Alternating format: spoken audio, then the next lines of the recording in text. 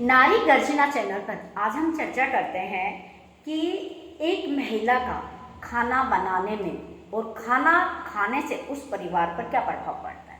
देखिए, एक कहते हैं कि रसोई घर का एक मुख्य रूप है, मुख्य आधार है, क्योंकि हम रसोई में खाना बनाते हैं। और जैसे कि हमारे वेदों में भी कहा गया है और हमारे पुराने लोग भी जैसे कहते आए कि जैसा खाओ अन्न वैसा होए मन।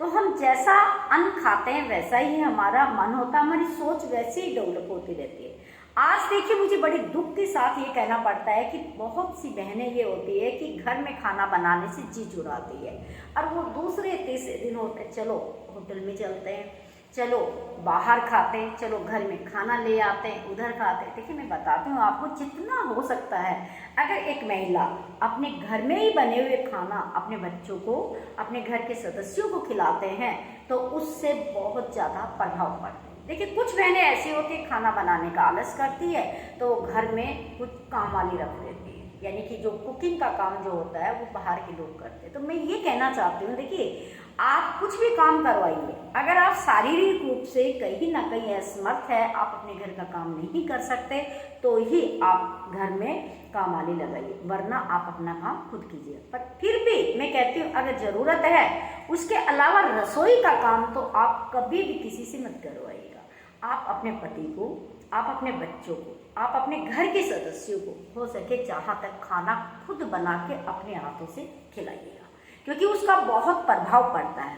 क्योंकि जिस अवस्था में कोई व्यक्ति खाना बनाता है उस के विचार उस खाने के अंदर कहा जाता है कि प्रवेश करते हैं। ये बहुत ज़रूरी है। क्यों? क्योंकि जो माएँ खाना बनाते समय अगर ज़्यादा गुस्सा करती है, मुझे ये करना है, मुझे वो करना है, तो देखिए वही कुछ हम अपने बच्चों को परोस रहे होते हैं। तो खाना बनाते समय एक तो हमें अपने विचारों को शुद्ध रखें। जब आपके दिमाग में पॉजिटिव एनर्जी हो, सकारात्मक हो, तो आप उस समय क्या करें, रसोई में काम करें। कभी कभी ऐसा होता है कोई गुस्सा आ रहा है या कुछ और काम हो रहा है, तो आप उस समय खाना बनाना छोड़ दीजिएगा, थोड़ी देर बाद खाना बनाइएगा। और मैं ऐसा मानती हूँ, अगर खाना बनाते समय अगर हम ये सोचें कि हम गायत्री मंत्र का जाप करते जाए या कुछ अच्छे विचार हम रखते जाए और उस समय वही खाना जब हम अपने परिवार के सदस्यों को हम खिलाएंगे तो देखिएगा उनके विचारों में आपको बहुत ज़्यादा परिवर्तन मिलेगा। कोई भी ऐसी घटना या ऐसा विचार खाना बनाते समय हम दिमाग में ना रखें कि हमारे परिवार के सदस्यों में हम भोजन के साथ नकारात्मक शक्ति भी परोसे।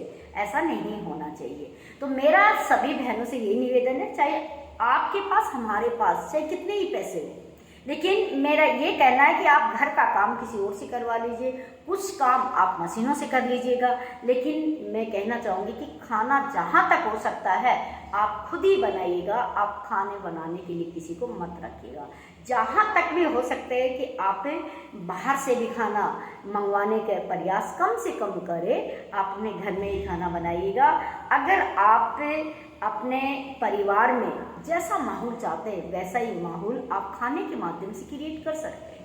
आप जिस व्यक्ति को आप चाय बना रहे हैं, आप दूध गर्म कर रहे हैं, आप खाना बना रहे हैं, उस समय अगर आपके अंदर आध्यात्मिक विचार है, आपके अंदर अगर सकारात्मक विचार है, वही हम अपने परिवार के सदस्यों को खाने में परोस रहे होते हैं। और ऐसा अगर हम करते हैं तो इससे अच्छा कुछ हो नहीं सकता है। और बाहर के लोग होंगे, उनके बहुत कुछ उनके दिमाग में जो चल रहा होता है वही धीरे धीरे करके हमारे बच्चों में आ जाता है। तो इस चीज़ों को हमें क्या करना होगा, हमें छोड़ना होगा। जहाँ तक हो सके तो मेरा आप लोगों से रिक्वेस्ट ये है कि आप घर में अपना खाना खुद बनाइएगा, आप खाना खिलाइए, परिवार को स्वस्थ रखिएगा, व्यस्त रखिएगा, मस्त रखिएगा। आप चैनल पर नए हैं तो प्लीज़ चैनल को सब्सक्राइब कर लीजिए, लाइक कीजिएगा चैनल को और बाकी लोगों को शेयर कीजिएगा। Thanks for watching.